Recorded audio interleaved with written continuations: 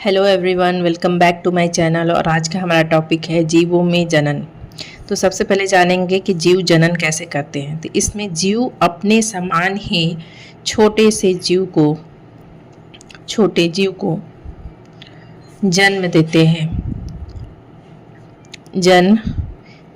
हैं। यही जनन कहलाता है।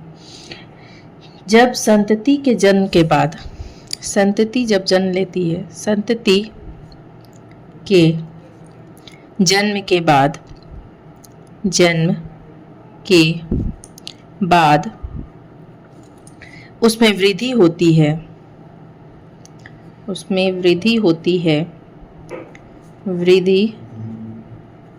है और परिपक्व होने के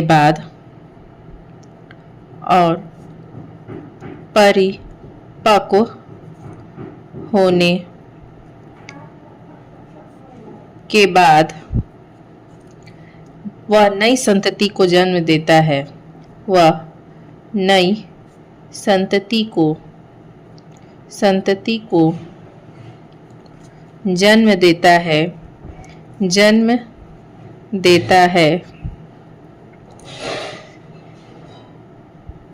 जन्म देता है और यह क्रम जो होता है वो पीढ़ी दर पीढ़ी चलता रहता है कि संतति का जन्म हुआ, फिर वो उसमें वृद्धि हुई, फिर वो परिपक्व हुआ और वापस से उसने नई संतति को जन्म दिया। तो जनन की वह प्रक्रिया जिसमें वो अपने ही समान छोटे जीव को जन्म देते हैं, जनन कहलाता है। इसमें संतति जन्म के बाद उसमें वृद्धि करती है, संतति में वृद्धि होती है, उसके बाद परिपक्व होता है और फिर से नई संतति को जन्म देता है और यह प्रक्रिया पीढ़ी दर पीढ़ी चलती रहती है। जनन को हम लोगों ने दो भागों में बांटा है। जनन को दो भागों में बांटा गया। अलैंगिक जनन और लैंगिक जनन।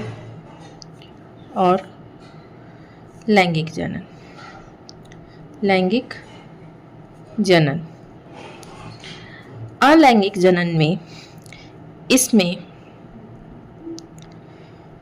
इसमें एक ही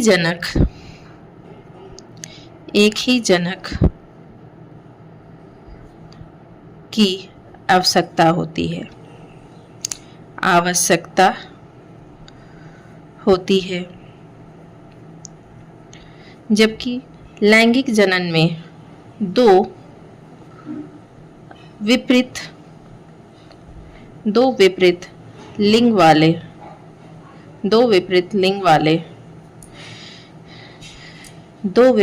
वाले जनक की जरूरत होती है।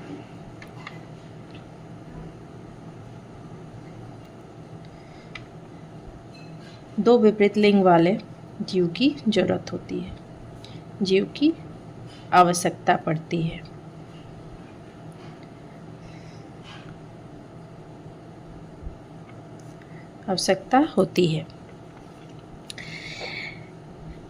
एक अलैंगिक जनन में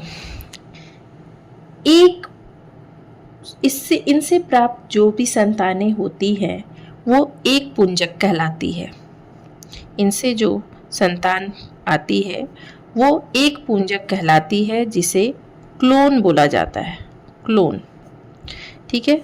क्यों? क्योंकि ये अपने समान ही एक कॉपी को जन्म देते हैं, मतलब उसमें कोई भी डिफरेंस नहीं होता है। जैसे हम लोग देखते हैं कि अमीबा जो होता है वो अपने समान ही एकदम अपना क्लोन क्या करता है, अलैंगिक जनन के द्वारा अपने समान एकदम क्लोन संतति को जन्म देता है। तो अमीबा में जो अलैंगिक जनन होता है वो द्विखंडन विधि द्वारा होता है। अगर हम लोग बात करेंगे ईस्ट में, तो ईस्ट में जो होता है, ईस्ट में अलैंगिक जनन मुकुलन द्वारा होता है। शैवाल में विखंडन विखंडन, खंडन तथा कई प्रकार के बीजाणुओं द्वारा होता है, तथा कई प्रकार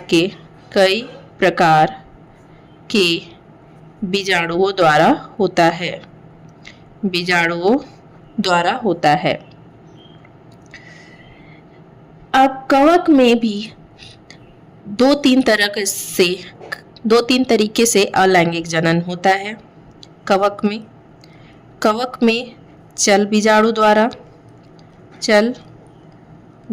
द्वारा, कोनिडिया तथा अचल बीजाणु द्वारा। तो इस तरह से अलैंगिक जनन में सिर्फ और सिर्फ एक ही जनक की जरूरत होती है, क्योंकि अगर हम लोग अमीबा को बांटेंगे तो उसमें क्या होता है कि वो अपने ही में से अपने आप को बांटता है। फिर क्या होता है, इन्हीं से एक से दो संतति का हमारा निर्माण हो जाता है। ठीक है, तो ये अपने ही जैसे, उनमें कोई भी डिफरेंस आप नहीं दर्शा सकते कि उनमें कोई डिफरेंस है, इसलिए ये क्या कहलाते हैं, एक पुंजक यानी कि क्लोन कहलाते हैं। अलैंगिक जनन द्वारा जो भी संतति पैदा होती है वो क्या कहलाती है, क्लोन। जैसे हम लोग देखेंगे कि प्याज होता है, तो प्याज में भी जो भी संतति जन्म लेती है तो वो भी एकदम प्याज के जैसी होती है, उनमें कोई भी डिफरेंस नहीं होता है। अब बात करेंगे कि लैंगिक जनन।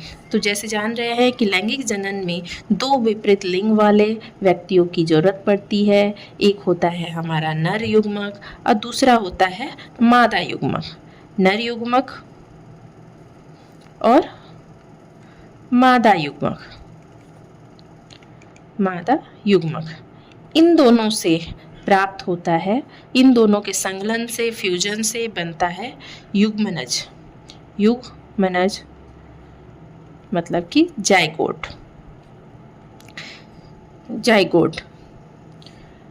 यह विकसित होकर, जो जाइगोट है यह विकसित होकर एक नया जीव को जन्म देता है। इसमें जो विभाजन होता है, नर और मादा दोनों प्रकार के, नर और मादा में जो विभाजन होता है वो अर्धसूत्री विभाजन होता है। अर्धसूत्री विभाजन होता है, जिसके फलस्वरूप विभाजन में गुणसूत्रों की जो संख्या होती है वो आधी हो जाती है। जैसे मनुष्य में 46 क्रोमोसोम होते हैं, तो दोनों में से, नर और मादा दोनों में से 23 + 23 क्रोमोसोम की संख्या आती है और पुनः ये कितनी बन जाती है, 46। एक नया युग्म निर्माण हो जाता है। 46 क्रोमोसोम वाला, गुणसूत्रों की संख्या वाला क्रोमोसोम आ जाता है और एक नया जीव बन जाता है। आज के लिए बस इतना ही। आगे के चैप्टर में हम लोग जानेंगे कि लैंगिक जनन की जो घटनाएं हैं वो 3 प्रकार से होंगी। एक होंगी निषेचन पूर्व घटनाएं, दूसरा होगा निषेचन और तीसरा होगा निषेचन पश्च घटनाएं। That's it for today. Thank you so much. If you like this video, hit the like button, share and subscribe my channel.